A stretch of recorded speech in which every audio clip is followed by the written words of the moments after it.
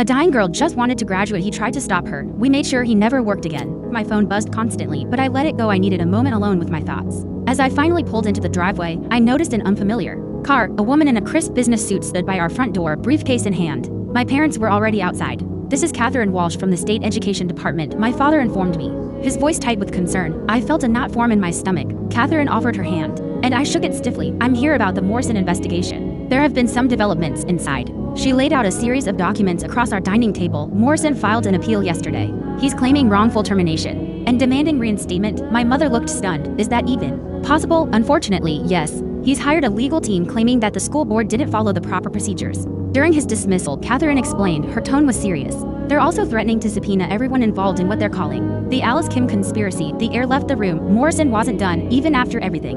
He was trying to undo what we had fought for. "What does this mean for us?" my father asked. Catherine pulled out more paperwork. "It means the case is far from over.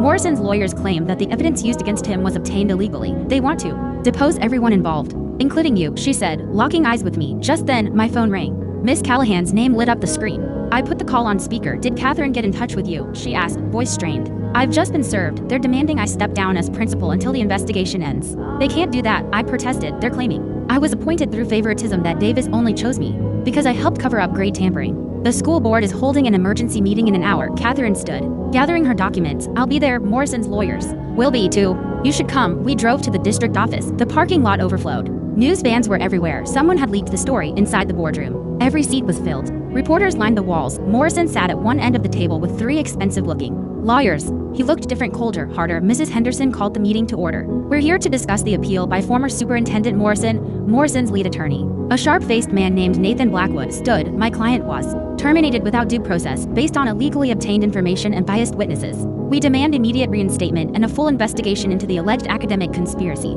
He held up a thick folder. "We have proof that Principal Davis, Ms. Callahan, and others orchestrated a cover-up of widespread grade manipulation. The so-called Alice Kim case is just the beginning." Suddenly, Morrison's former assistant, Sarah Mitchell, stood up. "That's a lie. I have emails proving Morrison fabricated evidence against multiple students.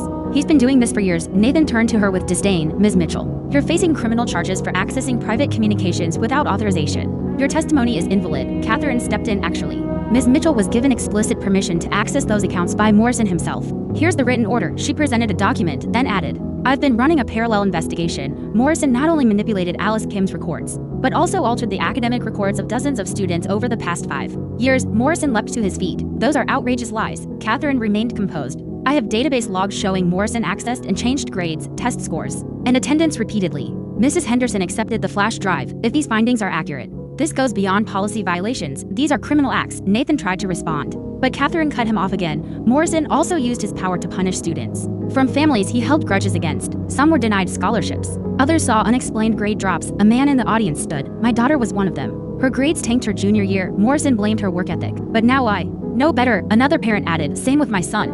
Morrison retaliated against us for supporting a board candidate he didn't like." The room filled with more angry testimonies. "This is a witch hunt," Morrison yelled. "You're all liars protecting corrupt people." Just then, Principal Davis entered carrying a heavy box. "No, Morrison, the only criminal here is you." He placed the box on the table. 3 years worth of records. "Every time you demanded I change a grade, every unauthorized access, every threat to staff, it's all here." Morrison's legal team panicked. Nathan stood again. "These accusations are unsubstantiated. You're out of order." Mrs. Henderson snapped. "Mr. Morrison, your appeal is denied. I recommend immediate criminal prosecution." "Ms. Callahan, your position as principal is reaffirmed. We deeply regret the distress you've endured." Morrison lunged toward the evidence box but was quickly restrained by security. "You fools don't get it. Without me, the system will collapse," he screamed as he was escorted out. He locked eyes with me. "This is your fault. You and that girl destroyed everything." The room was silent. Then applause broke out. Parents and teachers came to thank me. Sarah Mitchell approached quietly. "Thank you. You reminded me why integrity matters more than job security." Catherine pulled me aside. "The state's launching a full audit of Morrison's tenure. Students whose records were altered will have corrections made.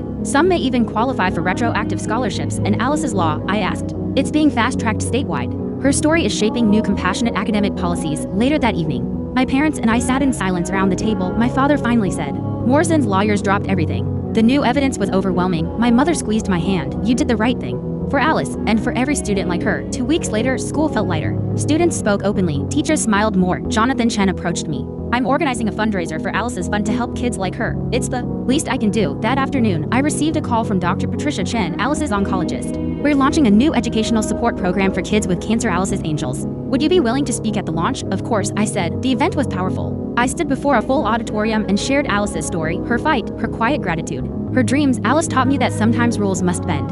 For kindness to win, helping someone reach their dreams, even if time is short, is never wrong. The audience stood in applause. A month before graduation, I received a surprise package. A journal and note from Mrs. Kim. Alice kept two diaries. This one held her dreams for the future. She wanted you to carry them forward. Inside were pages filled with visions for reforming education for sick children. Detailed, brilliant, revolutionary. At graduation, a moment of silence was held for Alice. Her empty chair bore a white rose. When her name was called, Mrs. Kim walked across the stage. The ovation lasted 5 full minutes. 3 students became the first recipients of Alice's fund. Our school was selected to pilot the new Compassionate Accommodations program. Later, I stood where Alice's locker once was. A plaque had been installed in memory of Alice Kim, whose courage changed everything. Sarah Mitchell joined me. "Thank you for proving that doing what's right always matters." That summer, I volunteered at the hospital's new program. One young leukemia patient asked me, "Why do you help us?" I smiled. Because someone once taught me that education isn't about rules, it's about helping people become who they're meant to be. In August, Morrison was sentenced to 3 years for fraud. His teaching license was revoked. His daughter had distanced herself from his legacy. As I packed for Yale,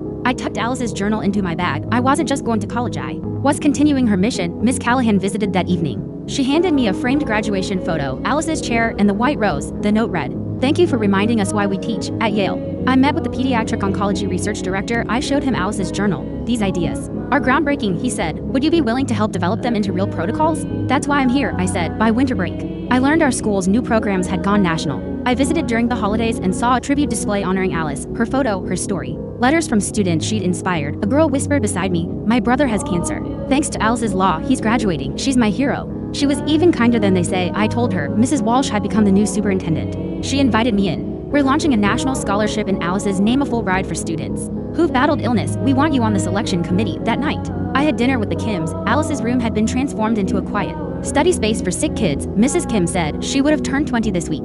"We wanted to do something meaningful." "You have," I said. "She's still changing lives." Before returning to Yale, I visited Alice's grave. Fresh flowers surrounded it. I whispered, "Your dreams are becoming real. I'm keeping my promise." Among the flowers, I found a note. "Our daughter talks about Alice all the time. She's her hero. Because of what you all did, our girl knows she can beat cancer and finish school. Forever grateful." The Johnsons. Back at Yale, I continued my research project with Alice as accredited contributor. One night, I read a quote, "The purpose of life is not to be happy, but to be useful, to make a difference." I thought of Alice. She had made a difference. Then a text from Ms. Callahan. "We had our first Alice's Law graduate today, stage 3 lymphoma. Missed 80% of school, but she walked across that stage. Her parents were sobbing. Thought you should know." Tears welled up. Alice's legacy was thriving.